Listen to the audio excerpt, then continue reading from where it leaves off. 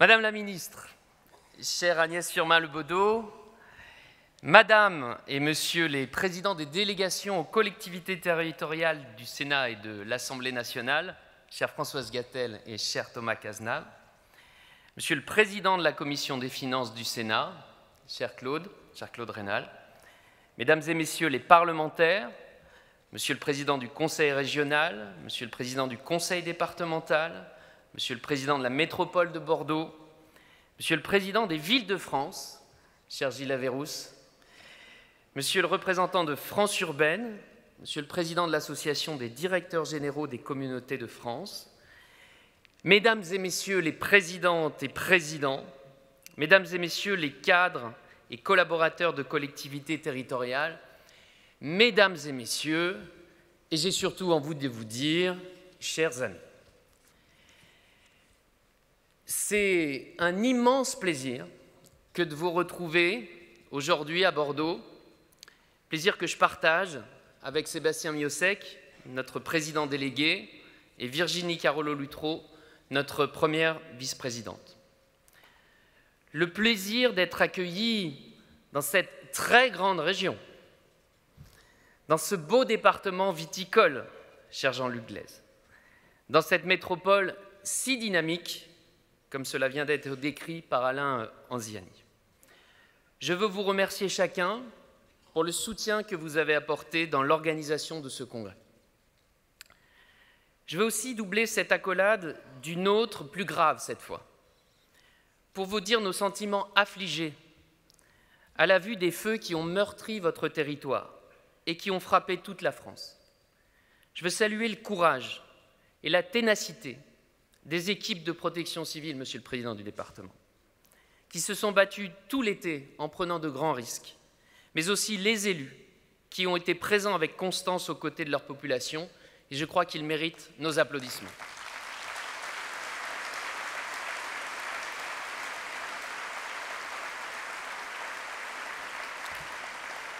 Alors nous voilà rassemblés ici pendant 2 jours pour parler de nos sujets, pour parler de vos sujets. Depuis 2 ans, je vais à votre rencontre, dans chacune de nos régions, de l'Hexagone et des Outre-mer, et d'ailleurs je salue le président d'Interco Outre-mer présent parmi nous, pour dialoguer, découvrir et nourrir la parole d'Intercommunalité de France, des problématiques qui sont les vôtres. Parce que cette association est la vôtre. Et ce que m'ont dit les centaines d'élus intercommunaux avec lesquels j'ai échangé, je veux le partager avec vous parce que cela doit nous rendre fiers. Fiers de nos réalisations.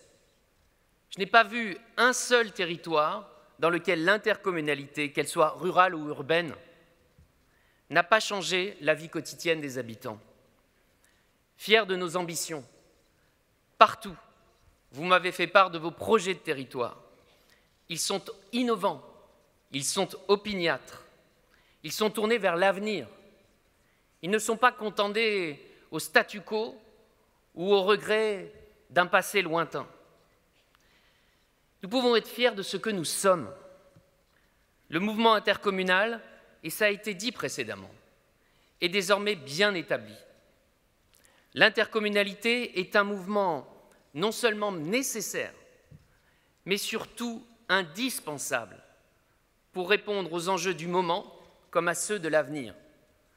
Car il est évident que c'est par la coopération et par la force du collectif que nous répondrons aux attentes de nos concitoyens et certainement pas en défendant les idées du repli sur soi. Je le dis aussi dans cette grande métropole, cher Alain Anziani, parce qu'il y a plusieurs Alains. Intercommunalité de France n'a jamais opposé les territoires les uns aux autres. Que ce soit les ruraux ou les urbains, que ce soit les métropoles au reste du pays, la force de la France, ce sera toujours d'avoir des territoires unis et pas désunis. Ce Tour de France des intercos m'encourage et surtout me confirme que la ligne d'intercommunalité de France, faite de volonté de dialogue et d'être force de proposition, est la bonne. Et si nous pouvons nous vanter aujourd'hui d'être le deuxième plus important congrès d'élus de notre pays, ce n'est pas par hasard. Si cette année, nous sommes encore plus nombreux que l'an passé, puisque nous sommes pratiquement 2000, ce n'est pas non plus un hasard. C'est parce qu'il y a un esprit intercommunalité de France dans lequel nous nous retrouvons. Un esprit de sérieux, un esprit qui refuse la polémique stérile, un esprit de dialogue. Oui, mes chers collègues, l'intercommunalité est une force et ce congrès est aussi l'occasion de le dire. C'est aussi l'occasion de rappeler que nous avons un rôle majeur dans l'aménagement du territoire national. Et si nous avons posé le débat de notre transformation en collectivité sans toucher au mode de scrutin, c'est bien pour que soit reconnu dans les textes la réalité du terrain et le rôle majeur que représente l'intercommunalité qui emploie 270 000 agents, investit 12 milliards d'euros par an et porte des politiques publiques essentielles pour les territoires et pour les Français. Ce débat, nous l'avons lancé hier avec vous en Assemblée générale et nous allons le poursuivre ensemble. Durant ces 2 jours, nous parlerons de tout, de nos compétences, que nous ne voulons pas voir étendues à l'infini, mais stabilisées et confortées, de nos finances, que nous voulons voir sanctuarisées pour répondre aux défis de notre temps, de nos relations avec nos partenaires, États, mais aussi les autres collectivités, qui doivent sortir de la logique des tuyaux d'orgue pour plus de transversalité. Bref, nous ferons un beau congrès, à la hauteur de ce que vous êtes venus y chercher. J'aurai l'occasion d'évoquer demain, devant la Première ministre, nos principaux sujets de préoccupation.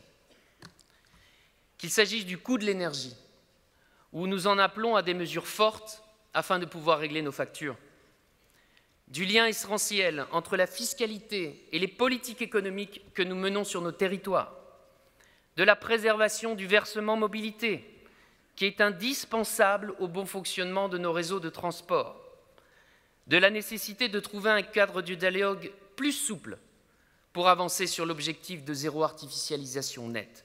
Sur tous ces sujets, nous attendons des réponses claires et précises du gouvernement. Nous y veillerons et nous savons que nous pourrons également compter sur la mobilisation de nos parlementaires associés que je tiens ici à saluer. Notre Assemblée générale a adopté hier notre feuille de route, qui est un enrichissement du manifeste adopté l'an dernier à Clermont-Ferrand. Cette feuille de route dit les enjeux et les questions que nous voulons voir traitées tout au long de ce quinquennat. Elle est le fruit d'un travail profond, du travail de l'ensemble des élus du conseil d'administration, du conseil d'orientation, des commissions, et le reflet des priorités concrètes que vous portez sur le terrain. Je tiens d'ailleurs à remercier les présidentes et présidents de nos commissions pour le travail remarquable qu'ils ont mené en mobilisant des centaines d'élus à travers toute la France. Un grand merci à eux.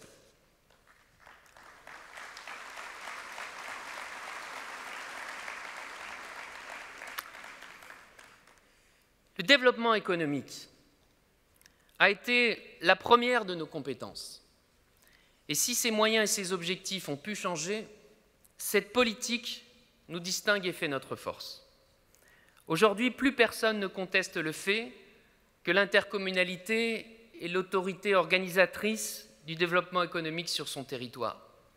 Nous connaissons nos entreprises, nous savons ce qu'elles veulent, des aménagements, des équipements, des services. Elles demandaient moins la suppression de la CVAE, comme vient de le voter la Commission des finances de l'Assemblée, que des moyens supplémentaires pour redynamiser nos territoires. Nous,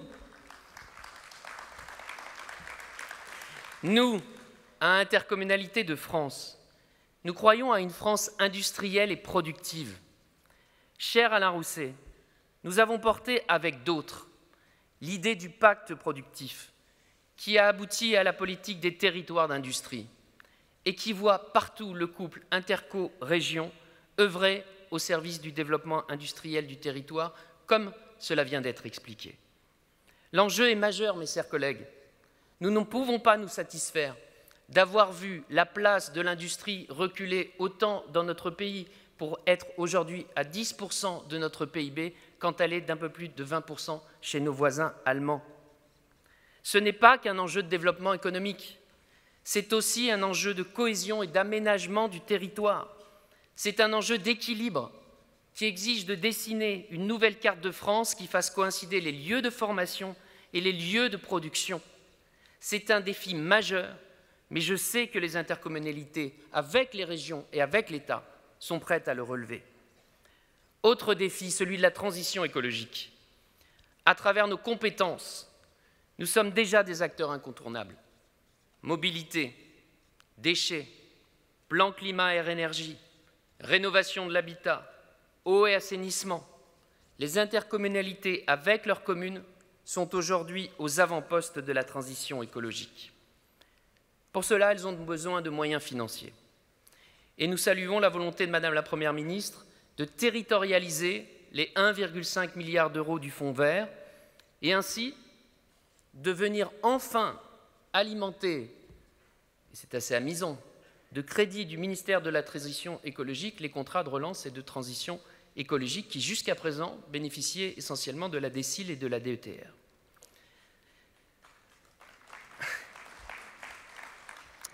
Nous demandons également qu'au cours de ce quinquennat, le Président de la République mette en œuvre l'engagement qu'il a pris pendant la campagne d'une véritable décentralisation de la politique de l'habitat, décentralisation des boutiques, c'est possible aussi, mais politique de l'habitat, du logement et donc de la rénovation thermique des logements. Ce chantier, nous l'avons ouvert avec le statut d'autorité organisatrice de l'habitat dans la loi 3DS et nous entendons le poursuivre. À Intercommunalité de France, nous croyons à des territoires qui prennent en main leur destin. Nous croyons à la nécessité de faire confiance aux territoires. Nous croyons à un cadre de dialogue renouvelé avec l'État et avec nos partenaires. Il ne peut pas y avoir de confiance là où il y aurait des tutelles. Ce qu'il nous faut, c'est un accompagnement qui pose nécessairement la question de l'ingénierie. Et j'étais très heureux d'apprendre que dans cette région, on finançait des postes d'ingénieurs auprès des territoires. L'Agence nationale de la cohésion des territoires était sans doute une bonne idée, mais elle se fourvoie si elle ne fait que financer des cabinets de conseil pour tenir la plume des élus, de la même manière en Bretagne, dans le Grand Est ou partout sur le territoire.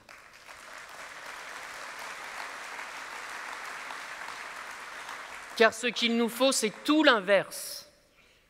Nous avons besoin d'une ressource humaine présente au quotidien, comme l'a dit le président du département ici, comme l'a dit le président du conseil régional, au quotidien à nos côtés, pour nous accompagner dans le montage financier et opérationnel des projets. C'est particulièrement indispensable dans les intercommunalités faiblement dotées en ingénierie. Et c'est ce que nous attendons de l'État.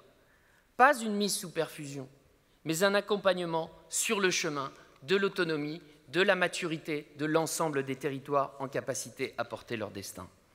Nous croyons à des territoires responsables, responsables de leurs choix financiers, responsables de leurs choix politiques, responsables devant les citoyens et responsables de leur avenir. C'est le sens de notre action et c'est le thème de ce congrès. Alors permettez aux Bourguignons que je suis, puisque nous sommes à Bordeaux, pays qui fait un peu de vin aussi, un peu, de conclure par une évocation des grands vins de nos territoires. Et je crois que nous ferions bien de nous inspirer de nos viticulteurs. À Bordeaux, chaque château a son identité, sa marque, son histoire. Chez moi, à Châlons, en Bourgogne, chaque climat se distingue par son exposition particulière, par la composition unique de ses sols.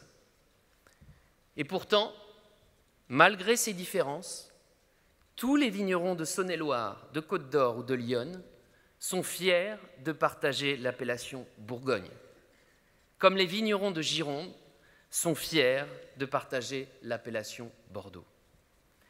Ensemble, et dans leur diversité, ils ont fait la richesse et le succès de ces régions viticoles. En jouant collectif, ils ont conquis les marchés mondiaux. Eh bien, l'intercommunalité, mes chers collègues, elle ne vise pas à uniformiser. Elle vise à créer un collectif riche de la diversité de ses membres et mobilisé pour atteindre un but commun. Ce qui fait l'excellence française, c'est l'esprit, c'est l'originalité, c'est l'opiniâtreté, c'est l'imagination.